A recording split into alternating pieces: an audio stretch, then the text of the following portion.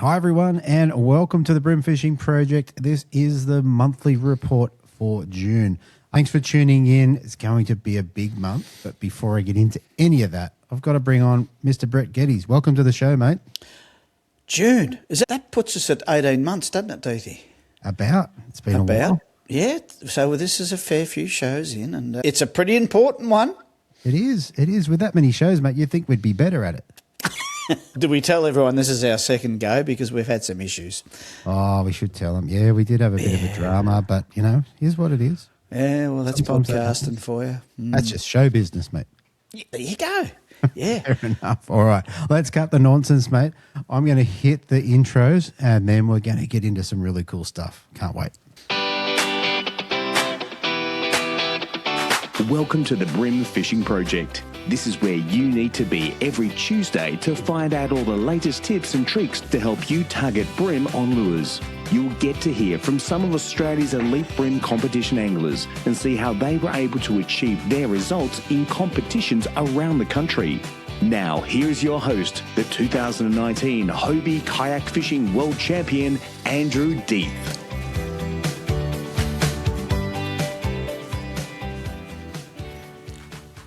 All right. So, look, before we get into all the normal sort of stuff that we do on the monthly report, there's a pretty important conversation that we need to have, Brett.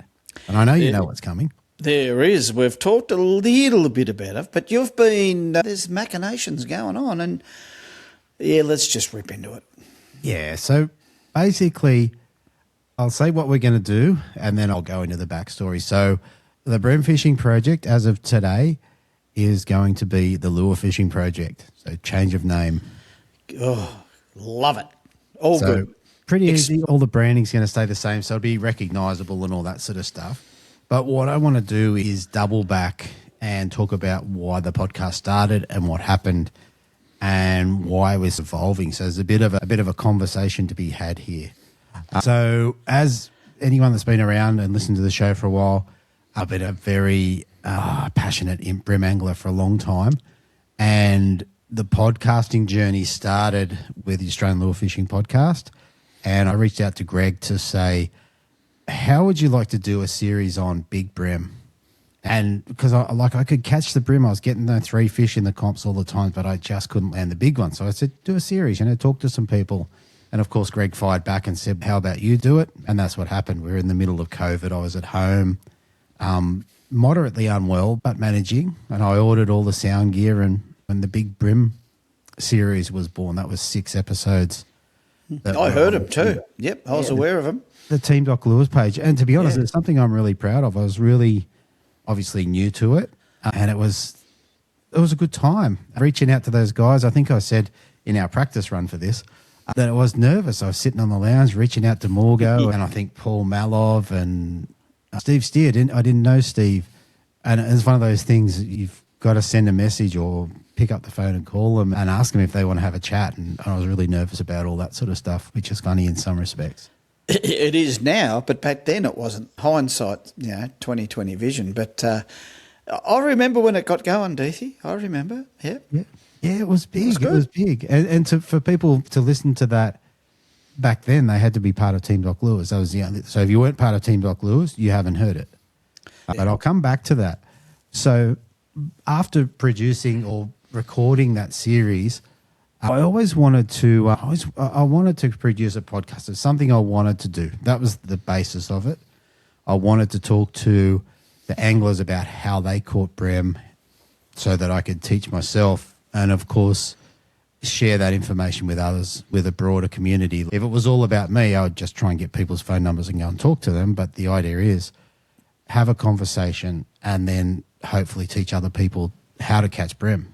So it's a sharing thing, yeah. It's a sharing thing. It's kind of how it became a thing. And one of those big bream series anglers, Jason Meach, I was talking to him one day and because I couldn't work out the format. I was like, how am I going to do this? I didn't want to copy Greg's formula because that didn't seem right. And he said, what about you review the competitions? And the light bulb went off and the BREAM Fishing Project was born, reviewing competitions essentially. As that sort of evolved, obviously the audience has got bigger, conversations have got longer. We talk about different stuff. But moving forward, I think there's got to be a little bit of a change. Look, I think too, Deethy, is that you got started on the strength of being world champion, let's face it, right? Yeah. And that was part of your shtick, which is all good. And the thing with it, as far as a podcast, is that it may be a little bit narrow in as far as appealing to a wider audience. So this is an expansion. It's not like a change. It's not like we'll always be BREAM-centric here in the monthly report and, of course, in your interviews. But I think the opportunity to expand and to get into more... Talk dewies, and look, I'm always talking about squid and or perch, obviously. But you have, in the last 2 or 3 plus years, you actually have become Mr. BREAM. Thank you. Okay, let me just clarify. Maybe a step off Morgo. Yeah. I think he may be. Lots of things. Yeah, he is Mr. Barra and Bass too, but he is Mr. BREAM with his live scope tutorials and all the rest. But anyway, where I was going with that is when people mention your name, BREAM.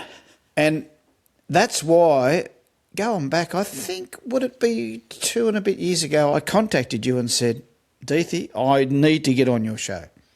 Yeah. I want to talk BREAM. And then you did what did you call it? The Brett Geddes Super Special. That's right. Yeah, because it was 2. It was so long, it was like, it needs to be 2. That's the only other thing I'm good at, apart from catching fish, is talking. Anyway, so yeah, you're Mr. BREAM, but I think it's time. I think we've reached a point, and I think you have definitely reached a point where I reckon dewies and flathead and other stuff, and especially bass, and they need to come in under this umbrella. Yeah, and that's the gist of it. So the show is we're still going to do the tournament coverage of the BREAM fishing tournaments. Moving forward, we may be a little bit more selective about that. The monthly reports will stay, so this won't change. The collective, the people who are in the collective, that part of the collective, we're going to talk about this later, but that part of the collective will remain the same with the same focus. There'll be a little bit of other stuff added in, but it won't detract from it, if that makes sense. Those guys have joined up under that BREAM banner, and that won't change because that won't change. We've got a passion for BREAM. There's no doubt about that. Yeah, and so I'm in the collective too, and we enjoy that banter and that learning from each other. And sometimes BREAM are that species where you really do need to check in on those gun guru BREAM anglers to pick up more bits and pieces. And there's just so many lures when it comes to BREAM fishing. We need the collective.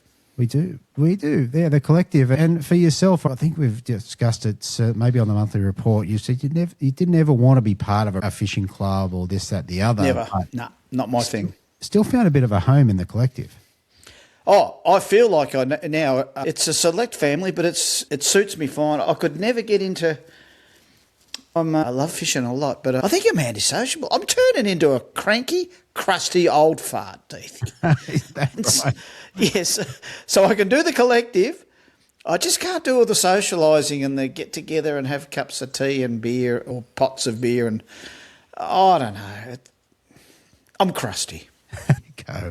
Let's move on and talk about what the expansion that's happening here is.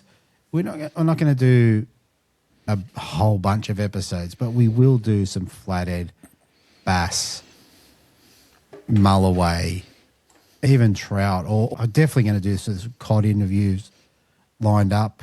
Yellow belly, even redfin. Yeah, all that sort of stuff. And if it'll take a lure, it'll be a chance of coming on the show.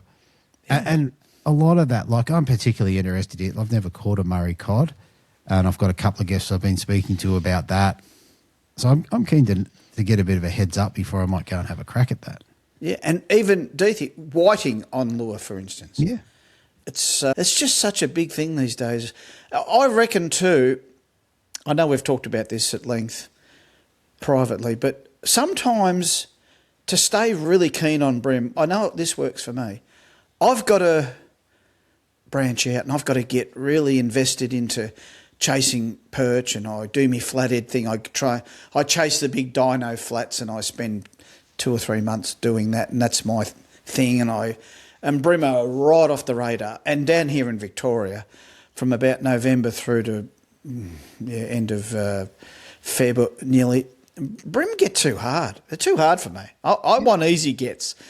And it may be different with the yellers, I don't know. But I find that once I get off the bream, when I come back, I'm so super keen. Yes, and I hear that from you when I talk to you. Yeah. You're like, yep, we're back on it.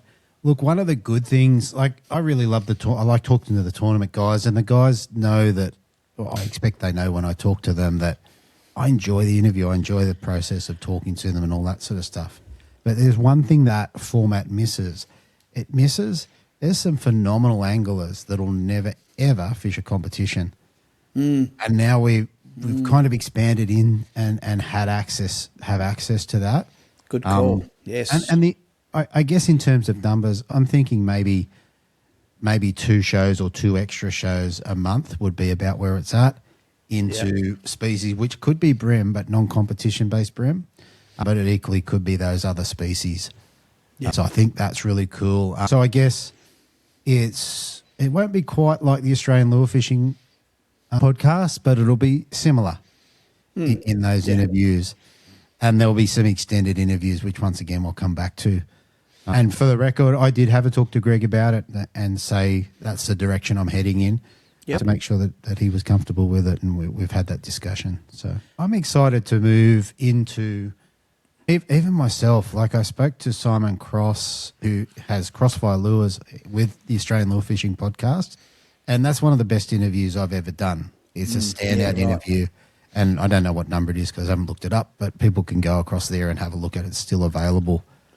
But yeah, look, before we move on for that, so I do want to reiterate that bream tournament coverage is absolutely staying as a core part of the show.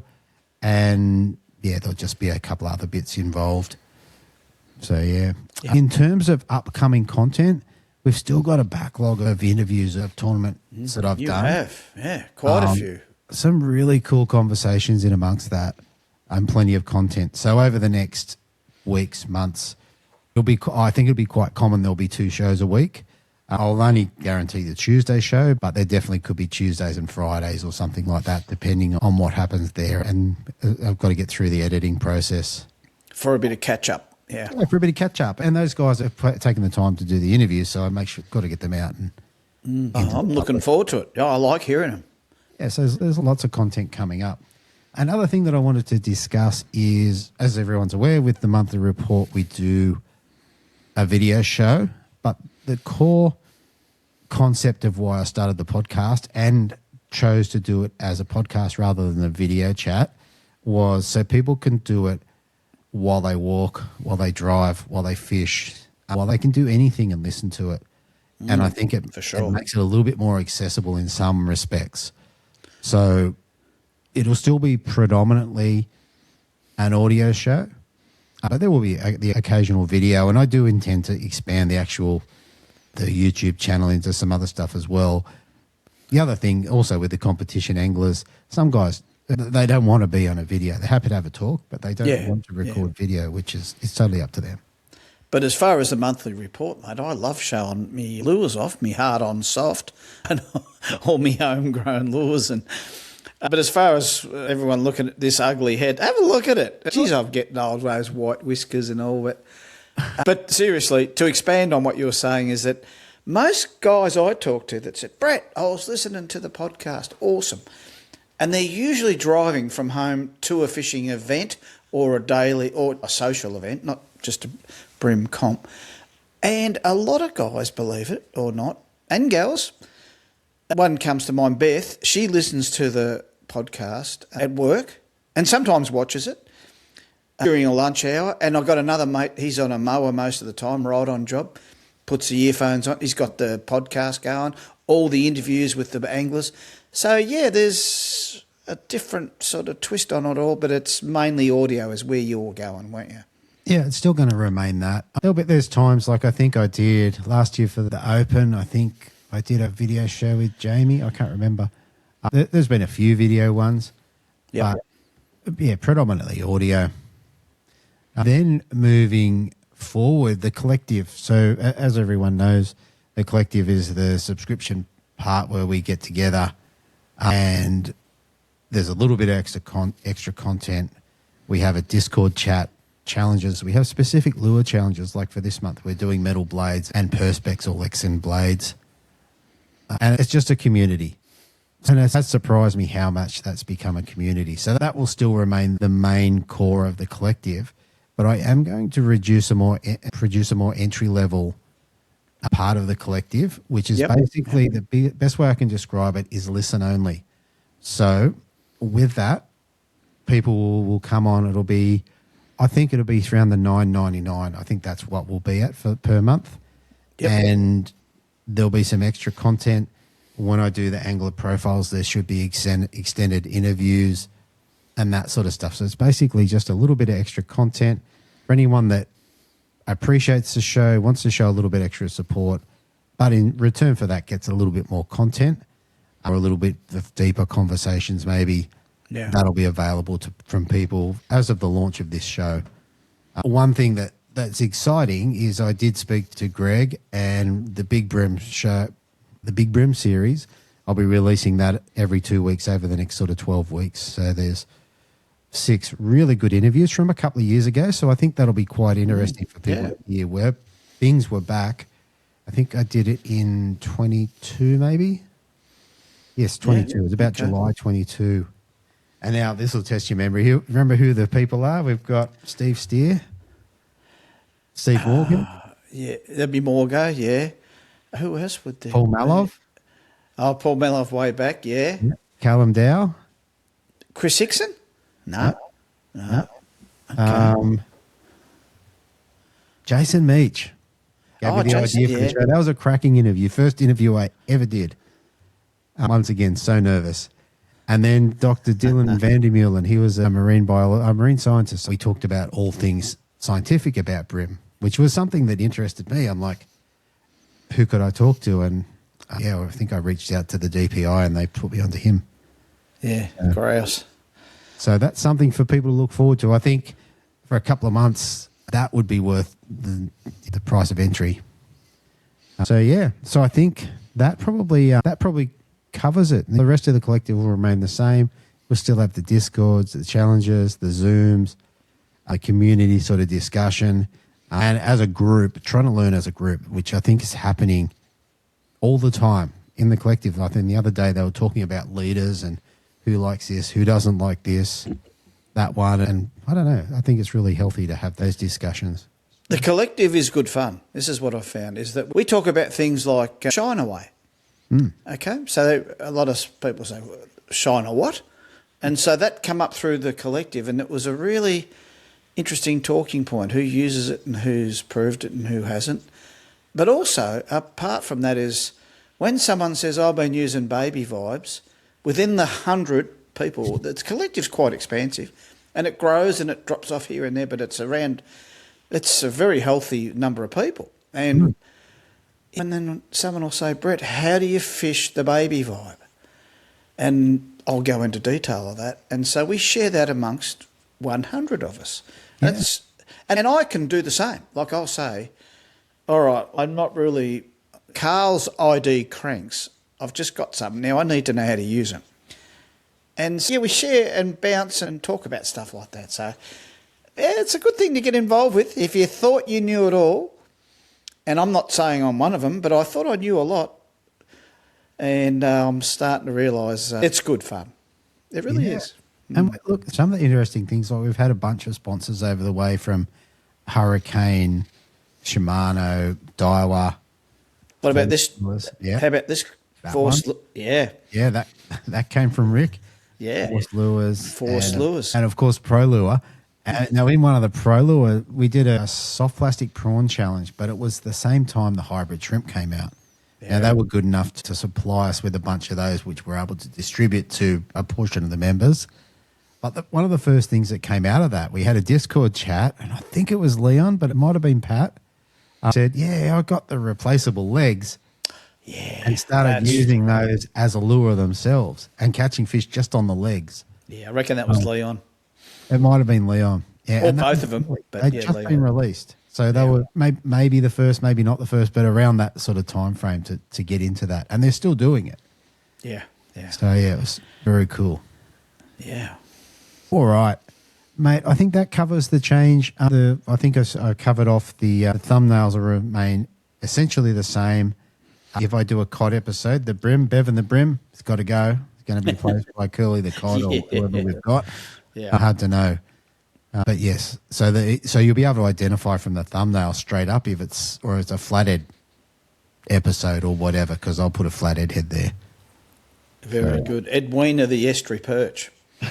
We do have to do a perch episode. Yeah. And the other thing I will do too, I'm pretty keen to actually do a fly episode or a couple, because I spoke to, after doing the fly program and catching a trout, that was really cool. And I think we probably got a bit distracted earlier in the discussion, but the multi-species anglers, like I think the trout anglers in particular, become very good brim anglers very quickly. I have found that Yeah. over the journey. Have you used the flies I've sent you yet, mate? I've not. I'm sorry, mate. No, that's cool. No. It will happen. Yeah. It will happen, and maybe later in the show we can talk about that. You can just put them on spin gear, throw them out. You don't need a fly rod. Yeah, I do Trust need me. to do that. But Brett, it's now time to move forward and talk about what's happening with Brett's fishing. Mate, this month, or last month now it is, has historically always been a big one. You know, May is when things really hot up Gippy Lakes and Marlow and Bem and a whole heap of different places. But if anyone can cast their memory back to 12 months ago when I was on the monthly report, I know I was talking about huge numbers and big catches and lots of perch and good bream, big bream. And I've got to tell you, it's... well, look, just today, Rick and I've written this down because it's pretty special. We caught 129 bream. No way. Stop it. So everyone will say, oh, that's not right. Well, I can't make that up. I mean, Rick's with me. He's doing the counting nearly better than I am. He got 62 bream. He got the biggest at 44. I got 67 bream.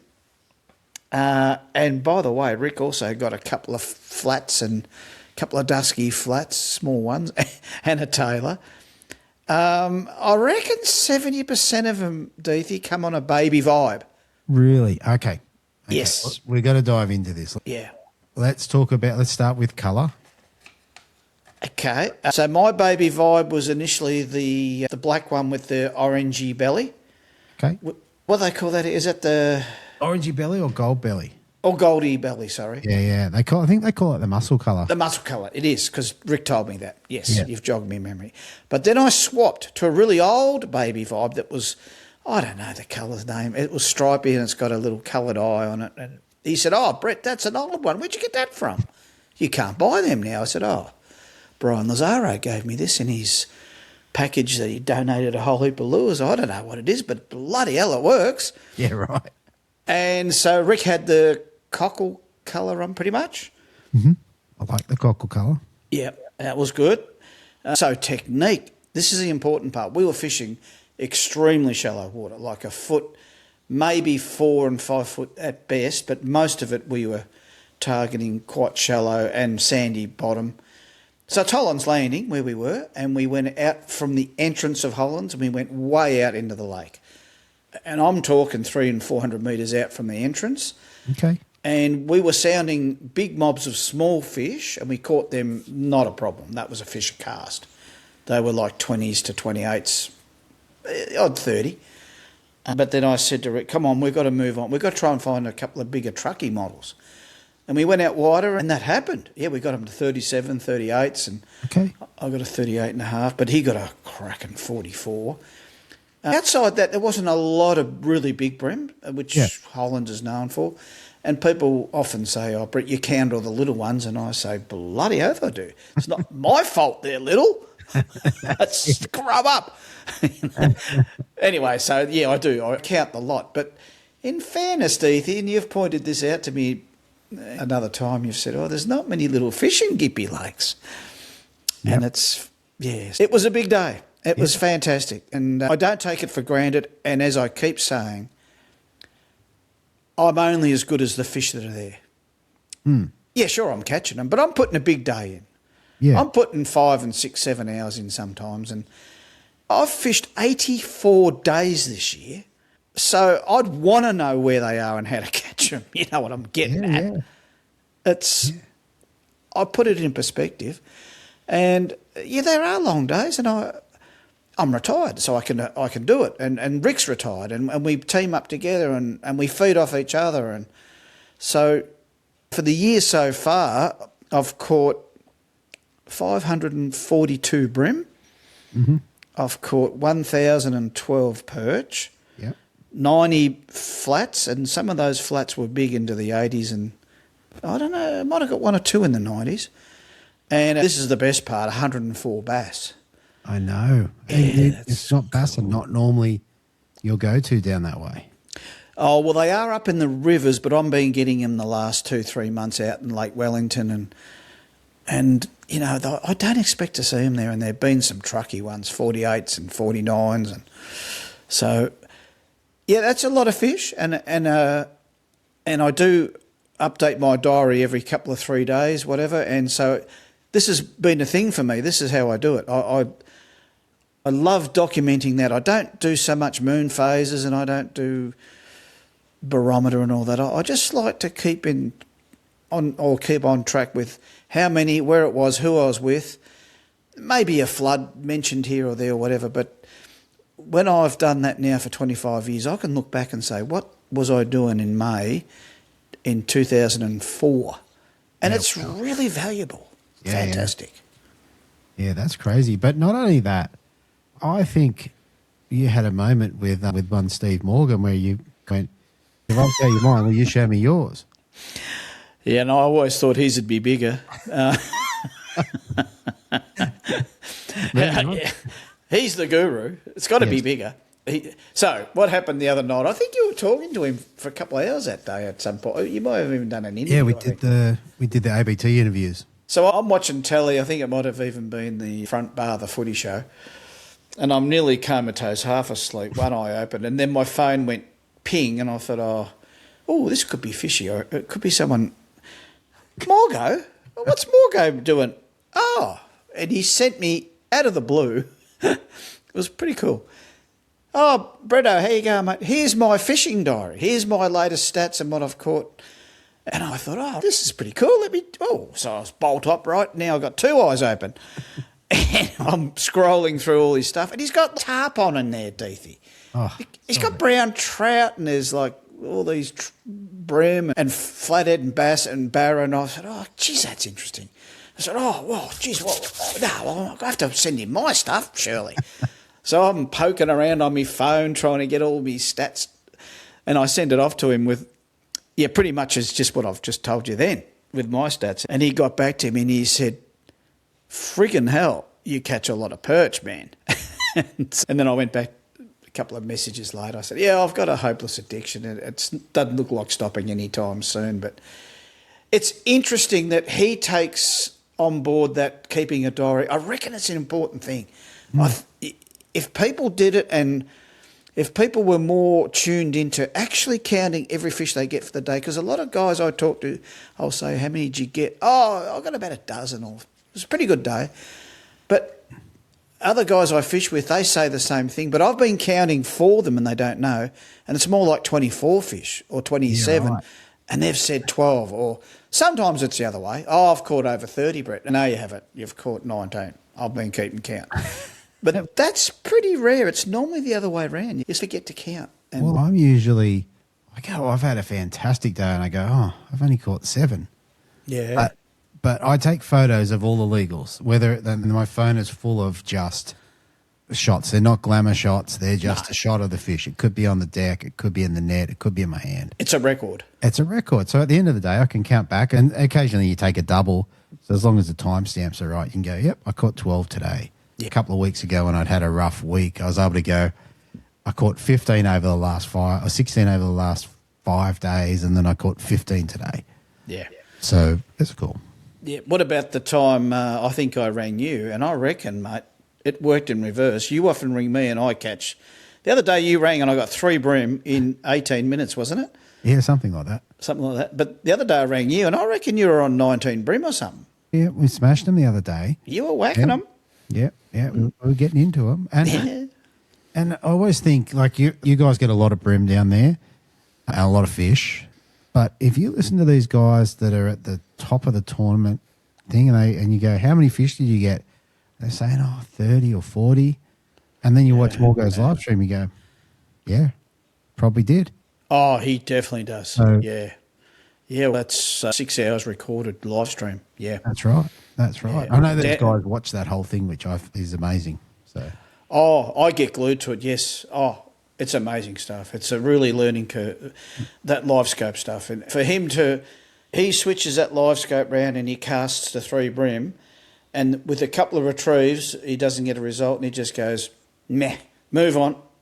Whereas I'd be focused. That's right. Oh, what can I do? Change, retrieve. He just says, that ain't going to work. Zip. Oh, there's 7 fish. that's right. And then he'll clunk 2 of them. And, gee, it's a really valuable thing. And his tutorial that he's got up, you've brought this up, I know, last month. It's, for anyone that wants to get involved with that live scope and just forward-facing sonar, there's 3 different... he's grabbed 3 different scenarios, hasn't he? 3 different... Brands is what you say? brands, yeah, sorry. And set them up as is and showed you how they work and explained it all. It's pretty good, isn't it? It's very cool. And there's also with that, for even if you're considering buying forward facing, I don't think you can get better than going through the course, because he does run through all the different brands. And I think it's a good learning curve, way to learn about them and shorten your learning curve. And he's good with layman terms. He's really good at... He's just so good explaining stuff. We can understand Down it, to you and earth. I. Yeah. So there you go. Me too. And I'm not even tech savvy. Yeah. Oh. And look, we do have a bit of a deal going through the collective for anyone who does want to do that. So bear that in mind, mate. What I want to dive back into. So with the collective at the moment, we're doing metal blades. Talk to us about your experience in the last sort of month or so with that. Okay, so blading has always been a big part of my fishing regime. It's deadly on flathead. Whacks a whole heap of perch. But for bream, when they get towards this time of year, when the colder months and they start schooling up, and it can be so deadly, especially on big bream.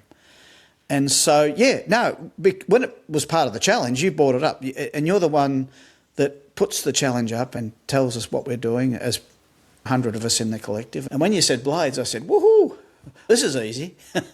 I've got them on anyway, all the time. But I challenged myself, and so I made a couple of polycarbonate blades, which is essentially plastic, and thought, well, let's try and get these to work. Because I do make my own blades out of stainless, and I have a mate, he's cut them out of stainless and all the rest, but I thought I want to do something different for the challenge. And it was quite different because they're so light, and I was doing my teabagging thing as well.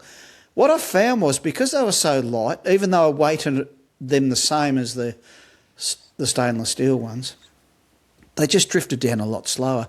And it was a lot like fishing a baby vibe. It was really funny. They just dropped down real slow, and I thought, it's still not on the bottom. And here's what happened was I was looking and going, it's still not on the bottom. It's got to be on the bottom. Oh, no. The bream are grabbing them on the drop. So a slow drop with a blade like lure, because these are so much lighter, gee, I found it really interesting. So, hey, there it is again, always learning. And, I've been catching a heap on me polycarbonate. They're still coloured a bit ugly, black and pink and a bit of sparkle on them and all the rest, but that's just my starting point. But, I found that was really interesting. So, I've been catching quite a... So, in the collective, I've done my job. I hope you've been using blades too, Deethy. Yeah. What we might do is we'll move on to what I've been doing with the fishing. Now, we started this challenge, I don't know, maybe 2 weeks ago, on a Thursday night. And then Friday afternoon, I was off work relatively early and went, yep, time to go down and give it a crack. So I went to my trusty lure box, which looks like this.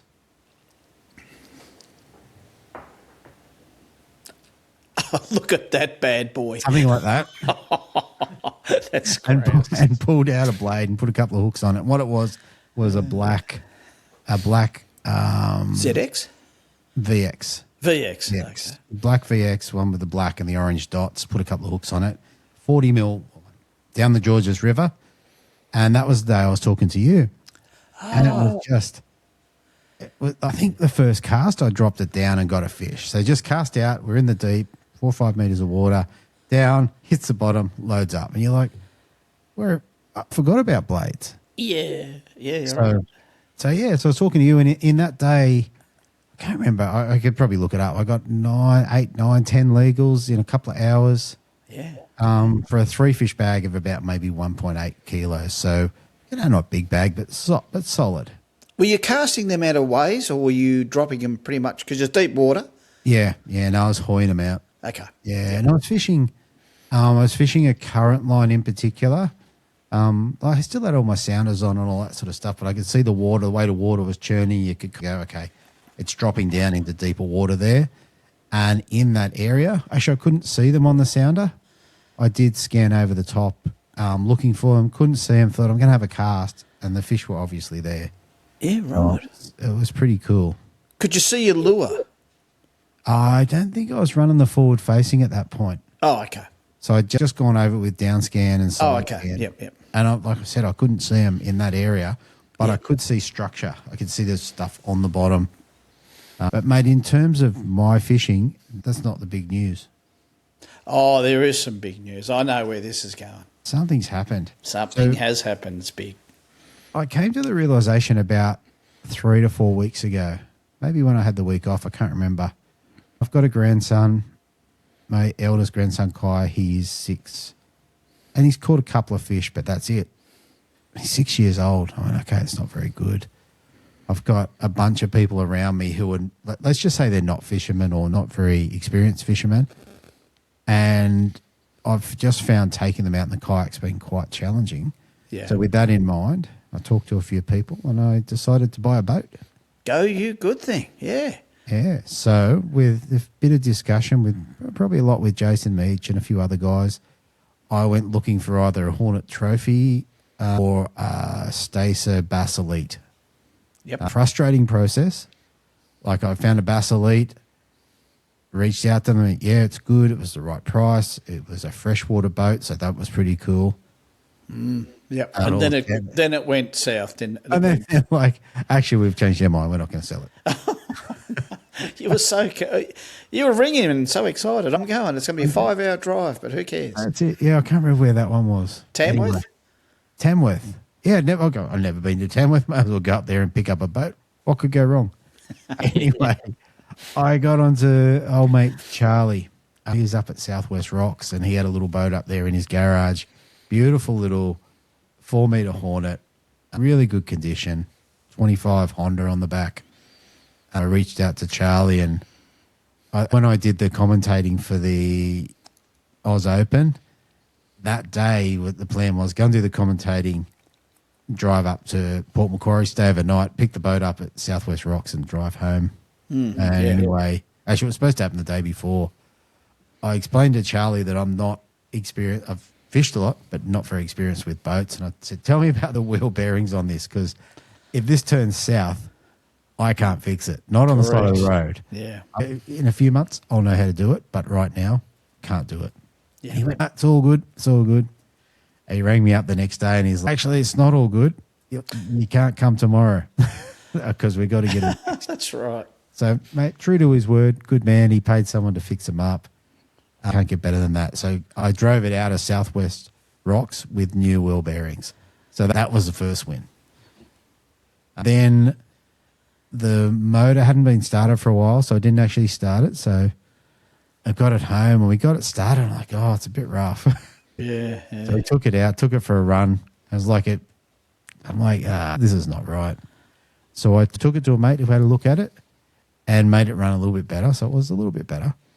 But then we ended up at a marine place called Challoner Marine in where are they? Tarrant Point Carrying Bar. And they discovered that the 3 carbies on it, so it's a 3-cylinder 4-stroke. The bottom carbie was 100% blocked, and the second carbie was mostly blocked as well. That's pretty ugly. It's not special. No. So they did that, and they did the thermostat, and they did a whole bunch of stuff, and I put a little bit of money into it. But apparently now it's running. I've seen it run. I haven't had it out in the water yet as of this discussion. So, yeah, a little Hornet trophy. And the plan is to take grandchildren's partners, children, friends, and take a few people out and help them to catch a fish. I want to. I bought it more to take people out than for me because I'm quite happy in the kayak, very comfortable, and yeah. Yeah, you're not being a trader, are you, Deethy? Just reassure me here. You're Carl not going to. was. What did Carl say? He said I was a dirty stink boater. Oh, he's a dag. I love Carl. He's a dag. Good call. Good call, me. Carl. I'll back you up. We'll keep him on his toes, this Deethy. It wasn't nice. Anyway, so yeah, like I said, I still like my kayak. You know yourself, how good is it if you can get down there at, I don't like getting up too early, but early-ish, and it's still glassed out, and you slide the kayak in and creep into it, push off the bank, and it's just quiet and peaceful and lovely. It's the one-on-one thing, isn't it? Yeah, and I like fishing alone, but my grandchildren have to have the opportunity, my children, they have to have the opportunity to be able to go and catch a fish and be competent at it. They can choose not to, but yeah, it can't be my fault that they don't do it. Would you consider doing comps out of it? Consider yes, but it's not at the moment it doesn't have a live well, it's not what I bought the boat for, but yeah, maybe. The boat will have the ability to do it. It'll probably have... I'm still trying to work out the tech. I'll probably swap my better gear across to the boat, so put the forward facing, and I've got to look at new electric because it's got some... you got a tiller steer on it, haven't you, at the front? It's got a tiller steer up the front, but it's from 2004. I've got the paperwork. Oh, okay. And it's got a sounder that is from, I think, probably 2004, which I'm going to run for a little while. I think that'll be fun. It's black and white. Makes a really loud bip when you turn it on. That's funny. So it should be good. So a few things evolving. And once again, it kind of lines up with a lure fishing project change. There'll be some different opportunities to do from a boat too. Oh, for sure, yeah.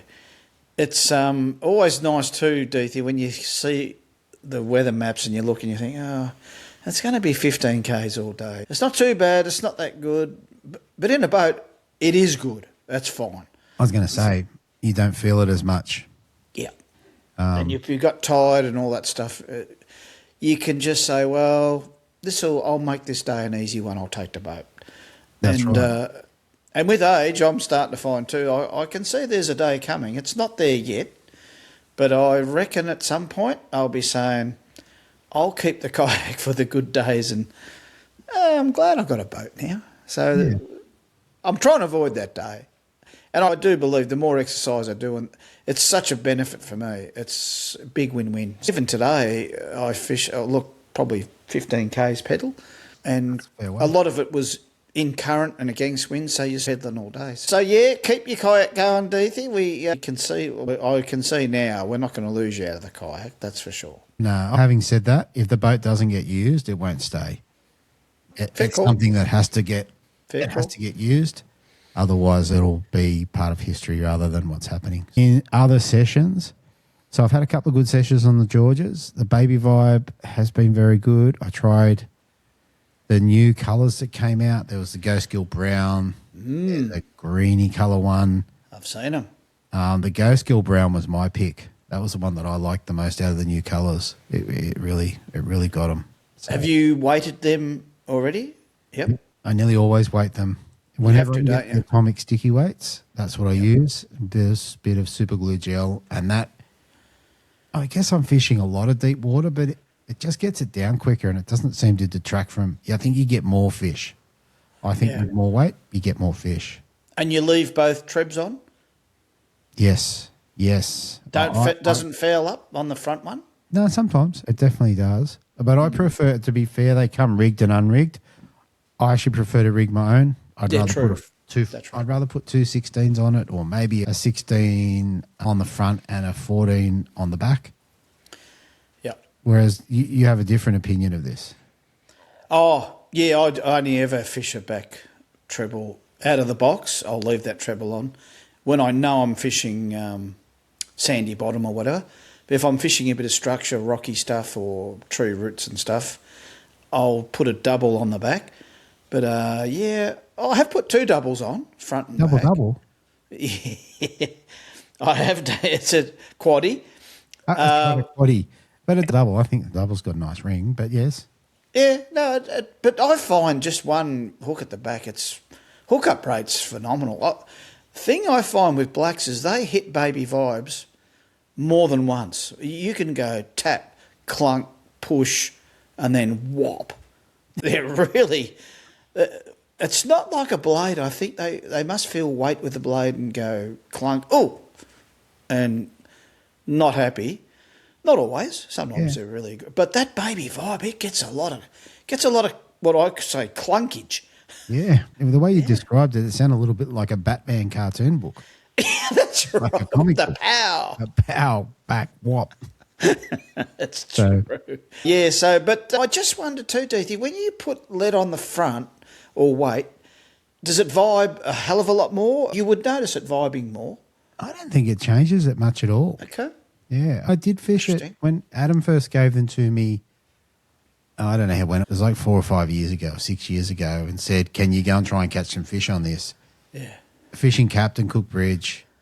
Every time I got that lure to the bottom, which was no weight, so it was like a 30-second drop, 40-second drop, it would get a bite. I would catch a fish or I'd get destroyed. So it's like 6 metres of water, hey? Yeah, sometimes in current.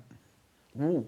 But So you got to anticipate that. You got to throw that a long way up. You got to throw that to cross halfway across the bay, and then try not to get it on the Yeah. front of the pylon.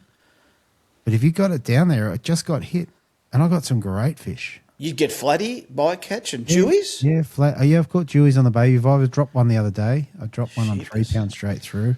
Saw it, That's pretty cool. and then it popped me because I had enough of it, trying to get it up. So Yeah, and you don't fish 8 kilo like a good mate of yours does. I don't. If I fished 8 kilo, I'd never lose one. Like I'd only have to buy 2. There is a problem though with 8 kilo. When you snag them up on the bottom, you try and bust it off to get going again. It doesn't happen in a hurry. No, and if you get a few hooks in, you got to bend all those trebles out. But sometimes the lure itself gets jammed in under there, and Oh, there's a problem. there is a problem with that. But anyway, okay. Well, I'll plug up. Anyway, that's about the extent of my fishing for that past month. What I might do is we'll do around the grounds. I've left this a little bit later in the show of what's coming up in tournaments in the month of June. So 7th June, we have Peel Inlet in Mandurah for the Western Australian Tournament anglers. Round 2 in the boats. On the 14th of June, the guys from the East Coast BREAM Series, they're having their round 4 on the Hawkesbury River. They'll be lucky enough. There's been a couple of Hawkesbury rounds episodes being released in next week. There should be one, or about the time this comes out, and we've just had one from the New South Wales Tournament Series. Action fishing tournaments in Queensland. They're at Redcliffe on the 14th of June. And so the Vic BREAM Classics, they are at Malakuta on the 20th and the 21st of June. So that'll be cool to see how they go down there in the middle of, or the start of winter as it is. Same weekend, Hobie is on the magnificent Georges River, my local, the bait junkie round. I'm looking forward to that, and I'm going to come back to that in just a minute. The last weekend of the month, we have the 27th, 28th of June, the Daiwa BREAM Series. They're off to the Blackwood River in Western Australia for their normal format, ABT, boater, non-boater. And that will be run by the guys from Wata. I've got a feeling that Steve won't be going across as an organiser. He may go across and fish it because sometimes he's a bit sneaky like that. But I don't think he'll be running it. All right, and that's it for Around the Grounds. And one of the things that's funny about Around the Grounds that I was thinking about during the week is that was one of the core things with the monthly report, to bring in a place where people could hear what's coming up in the next month. So one of the things I like about it. All righty, mate. The next thing we've got to move into is last monthly report. We had young Harvey on. Now, apologies on that. I had a bunch of audio issues, and unfortunately, report bore the brunt of that. But when I get him back on, which will happen again, I will make sure that the audio is crystal clear. But he was a cool little soul, wasn't he? He was really, I can see he is really fired up fishing. Have you talked to him since, Deeth? Has he been out? I've talked to him, and I had the little boat around there. We left it in the drive because he said to his dad he wouldn't mind a little boat. So we thought we'd better go and park it around there, and when he gets home from school, he can get all excited. And anyway, so that happened. That was cool. That was good. But and look, he was one of the other ones. It's like the difference between going out in the kayak with him, being in a different house, different suburb, and me just being able to swing past in the car and pick him up and run down the boat ramp. It's just easier. And you can show him a lot more hands-on. Like I can show him. Yeah. Yeah, one of the things I noticed with new people in the kayak fishing, the kayaks are all over the place. Like they're spinning, doing loops, backwards, drifting too close, not close enough, which is just stuff that you learn with the experience. Like you come up to a bit of structure, like you know, even before you had reverse, you would have been approaching that in such a way that you didn't run into it. You sort of anticipate where the movement's going to be, and you're almost like backing off it as you cast into it in case you hook up, so you don't get dragged in. So that's a lot of kayak management in fishing out of a kayak is really, really important. It can make or break your day, really. Because it's very frustrating when you don't get it right. Oh, 100%. If you get the big fish and it's pulling you into a snag, that's a problem. Not only that, if you're drifting off a bit of structure, you want to fish and you haven't, and you're turning away, you can't just pedal forward because it's going to take you further away. So there's a lot involved there. It just takes time. And some people really don't get their head around it ever. You really have to manage your yak. It's a huge part of your fishing equation. So that was another reason to get the boat. But look, in any way, the main thing about bringing Harvey up is he's going to fish his first Hobie event on the Georges. Now, with that being 14, he needs a guardian, which in that instance will be me. So we'll have to fish within 50 metres of each other for that competition. So the nice thing about that is I'll get to show him the ropes, teach him all the subtle things as much as possible, like when you take your kayak into the shore and you put your key tag on, which has to go on, you come back down when it's time to get your fish. I almost never get my fish out while my kayak's in the water. At my big kayak, I drag it up wherever it is because you spend all that time trying to catch a fish. The last thing you want to do is drop one in the water without weighing it in. And I've seen it happen. Every comp, someone drops fish. Yeah. So that's pretty ugly. Yeah, I think it's pretty cool to be able to go down there and help Harvey fish that event. As it turns out, for his age group, he's not eligible to win the comp, although I think it would be great to see him take it out. They're not actually eligible to win. So, yeah, I'm really looking forward to that, and I think we'll at least get him on for a couple of minutes next time to have a chat and tell us about his experience and, yeah, go from there. I mean, it's a lovely thing to be able to help the next generation and pass on what you know and just get someone right, because it can be a turning point for someone. If they don't get the right sort of tutor involved or guide, they can drift away really quick. Yeah. But if you can instill some of that, that really get someone keen early doors, it can maybe last forever. Yeah. Yeah.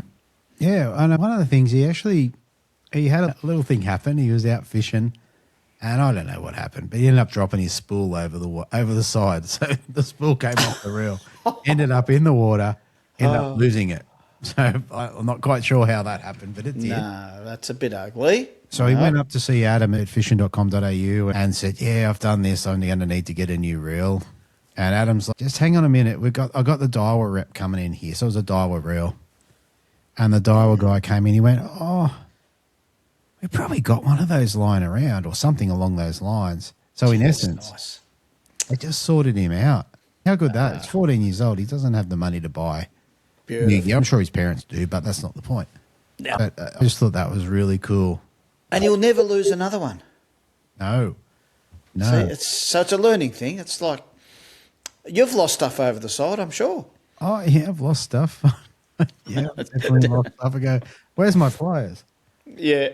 I'm sure they were here. I lost a rod only for probably, 5 or 6 months ago, straight over the side. Nitro rod. Replacement value only about $500. So, yeah, good on me. Oh, mate. On the reel, $700. Yeah. Yeah.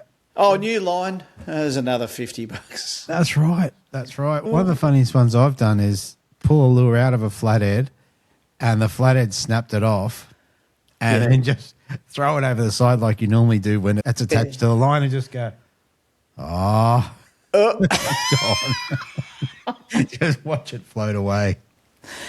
Well, there you go. Yeah, funny stories. Hey, mate, I'm going to move us on a little too because I reckon you've got a very important anniversary to bring up here. Yep. Yeah. So I want to start you off on that. Yeah. So I'm not sure whether this is going to come out on the Tuesday or the Wednesday, but that's irrelevant. The Tuesday next week, Tuesday the 2nd, is the anniversary of Dad passing away. Now, obviously, that was a pivotal moment in my life, and it still hurts. But things to talk about with Dad would be, obviously, like early fishing was all about Dad and what he taught us to do, from pumping nippers to using green weed to catch blackfish and all that sort of stuff. And when I look back, often you look back at your life, especially as a child, and go, what are some of the core memories? And the core memories were Saturday afternoon, go down to Port Hacking, 2 o'clock, 3 o'clock in the afternoon, run round, pump a whole bucket full of nippers, like 300 nippers. Yeah, right. That's good. That's good fun in itself when you're a kid. When you're a kid, yeah, I didn't mind pumping nippers, and you wouldn't want to run out, so you better get 300. That was the way back then. And you can't do that anymore. True. And to be fair, he used to, we'd use the nippers, and we got school due and bream and flathead and whiting and all that sort of stuff. Yeah. And then he would take them home, he'd wrap them, I think, in newspaper and freeze them. Yeah. And then we'd go and fish them again off the beach or something like that. So it's not like it was a waste. No. It saddens me that you can't do that anymore, but I guess that's progress. So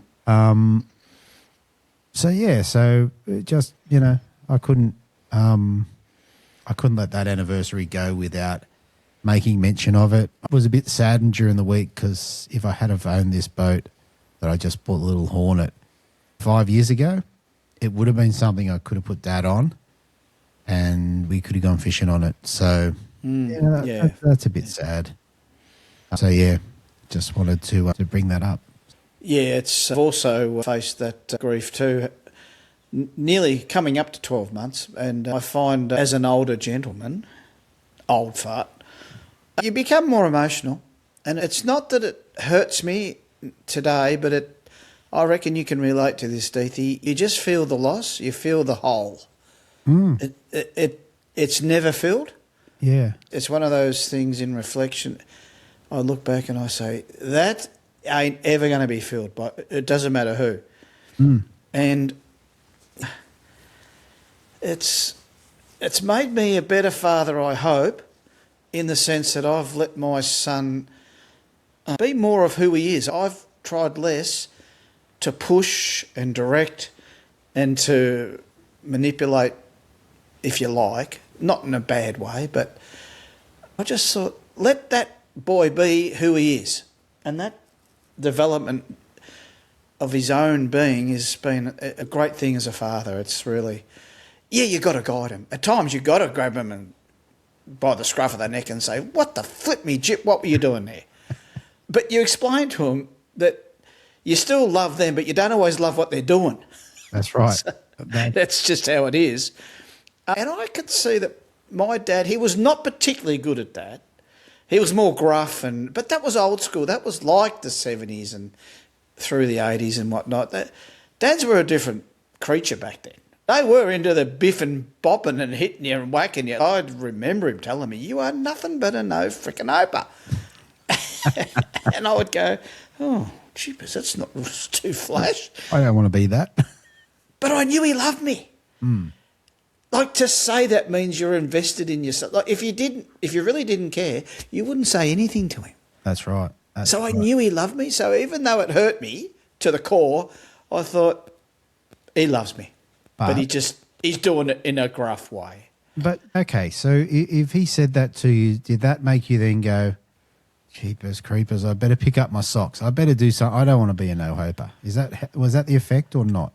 That's a good question. No, I'll answer it like this. It's not no, because I just kept thinking, what have I done? But it takes time, and then when you look back and you think, oh, yeah, I was being a bit of a doofus back then. Yeah. Right now I get it. But I think at the time, you're not meant to digest it. You're meant to cop it, and you've got to know that you've stuffed up. I was reversing his trailer one day and I twisted it and bent it. It went crunch into a whole pile of bricks and I bent up a guard and all that. And I thought, oh, maybe he won't notice. And he was really kind about that. He was really peeved off. But he just says, you are fair dinkum a no-hoper. Don't let that happen again. Yeah, okay, I was going to say, but that's not too hurtful. You just made a mistake. You would have known that. Oh, yeah, I knew it was coming, but it's, so that's probably not a good example, but I tell you another thing too, as he got older, he said, I tell you what, son, I have been a bit of a crusty father and I've been a little bit nasty at times and I do apologise, he says, but hey, you know what? At least you know now how not to treat your son. And I thought, you know what? Can't argue with that. Yeah. He's probably right. Yeah. So anyway. In talking about dads, I was thinking about Dad just as you were speaking. I remember one time he was down at Lake Conjola and he got the Quintrex fish about, I think he had a 50 on the back. It was probably a Suzuki at the time. And he goes up the lake and he comes back and he's just wearing his we used to call him a parka back then, but his big jacket. Yeah. And not much else. Anyway, he got something caught around the prop. So he's jacked the boat up and he's gone over and he's unwrapping the stuff. Anyway, the motor went down and he went off the back of the boat. Oh. And come home in not wearing very much, just what he had in the boat, which was they're treasured memories though, aren't they? You know. It was pretty funny. Yeah. You know what? I'd like to he was such a keen black fisherman. And I'm really keen to even take the new boat that I've got and go and see if I can catch a blackfish out of it. I think that'd be pretty cool on a float, even though it's not lure fishing, so definitely not moving into the bait fishing podcast. But I probably will expand on that moving forward. There are weed flies. There are. You know what? I bought him some and he did never use them, so I'm going to go and get those back out of the garage and they're a have thing. A crack at that. They are a thing.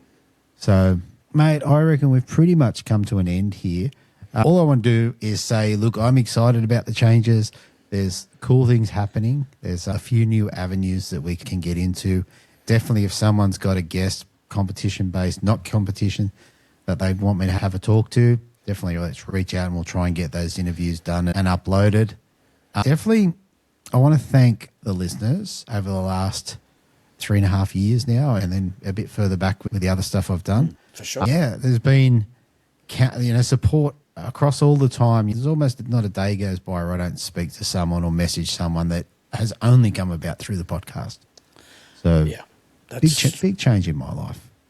Oh, for sure. It's been a wonderful thing for me, Deethy, because I know I've talked about this before, but when I lost my voice as far as writing for magazines and whatnot, that hurt because I really enjoyed doing it. And I got paid for it and it was a bit of a reward. But I got some feedback, probably not a lot over the years, but 20 years writing for Morgo, it was a joy. Yeah. And I got to express, it was like a creative interest, a little bit of, I used to put my lures on there, but I could talk about stuff and I could talk about pick up rubbish, let fish go, don't hurt your fish. If you're going to keep them, kill them straight away. I had a voice and that all of a sudden got taken away from me. And it was only a couple of months later you said, okay, mate, we're going to do it. You and me, the monthly report. And I thought, no, I don't know if I want to. And then you said, nah, we're doing it. And I said, okay. Yep. And it's been the best thing for me because look at me go. I've now got my creative juices back again, and I can do this like what we do every month. I really enjoy it. And being on the collective too and talking with everyone else. And now a couple of meetings every 4 or 5, 6 weeks, whatever it is. That's been fantastic. And people messaging me outside the collective. We got the Discord chat going, which is a little private thing. But that's been a great thing too. But look at the people I'm now talking to. You for one, Morgo. I talked to Carl today, and yesterday I get Carl Dubois. I get to talk to a whole heap of different people, and that wouldn't happen. That's not a bonus talking to Carl. Oh, it is. It really I was waiting for that. yeah. So I wonder if he's listening right through to the end. We'll see. We'll see. But he's been sending me lures and stuff, and I don't know. I look at it all and I think I'm pretty blessed, Deethy. And I really have to thank you too, because I just get on this end and yap and chat, and you've got to get on the other end and do all the editing and mucking around. And this is our second go at this one, because my end there was an echo and it was like, oh, I think I've stuffed up again. Oh, yeah. Like the technology's been difficult, and it. Don't you forget, we recorded this and mine didn't upload properly straight away, so it nearly dropped out at my end. Your computer crashed right at the end. I had to ring you up. What's going on, pal? But the internet just dropped out 100%. It's just gone. So But anyway, mate, just to wrap this up, look, thanks to the listeners, thanks to the collective members. Without the collective, we wouldn't be here. It would have already finished. But I am looking forward to the new chapter, the new collective, the listen only tier, which I'll expand on within the collective there, and it will become the Lure Fishing Project collective moving forward. I've just got to reach out, get that changed. And will you have a new sting like introductions? We do. Are you working on that? Yep, we've got, and I'm not going to say anything more about that. Actually, what I will say is over the next period, there will be some shows that will come out that will sound exactly like the BREAM Fishing Project because they've already been recorded. Yep. And then there'll be a little bit of backwards and forwards on that. So, what about the apparel, mate? I hope there's a new shirt coming and I want a beanie. You want a beanie? Yeah. All right. Lure fishing beanie. Come on. I'll see what I can. Hey, it's winter. Actually, I'll see what I can do. I haven't arranged anything, but let's get some stuff underway. Yeah, looking forward to it, Deethy. And congrats on dreaming this up. It's an expansion thing. It's not so much a change. It's just moving forward. It's great. Yeah, that's right. Fantastic. That's right. Good job. I look forward to speak. I've got a couple of cracking guests lined up. I can't wait. Ooh. All right, mate. You have a good month, and I'll talk to you next month. Thanks, Deethy.